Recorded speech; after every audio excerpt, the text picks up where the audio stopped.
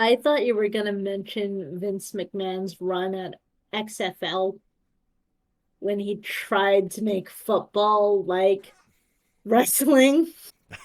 I hear the guy who runs NFL, Paul Tagliabue, said that the XFL is a non-issue. You might be careful of that non-issue, just might bite you on your ass. Wait a minute. The Rock isn't psyched. He's pumped about the XFL. So to all the coaches in the XFL, to all the players in the XFL, and on behalf of the fans in the XFL, The Rock simply says, just bring it.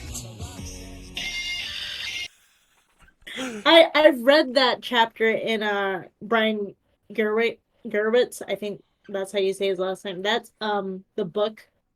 Um what's that book called? You'll probably add a photo of it. But like I read a chapter on it, like that he had to write for XFL to make it seem good, and then SmackDown, I'm like, and it didn't do very well. No, no, especially when the blimp crashed right before the season even started. Conspiracy.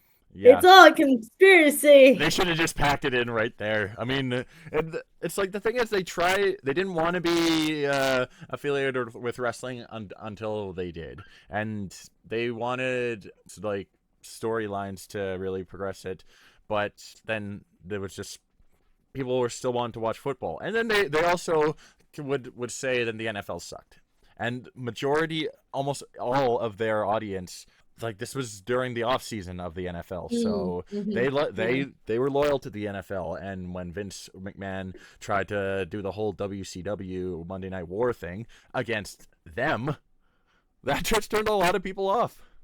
I mean, at the time, I don't think Vince was a mega millionaire at that or billionaire at that No, point I think yet. So I no. think he was just kind of playing around with his business ventures, which I get, which failed. I mean, a lot of his ventures within like wrestling related stuff has kind of failed. Oh, like the But Bodybuilding you know, like Federation.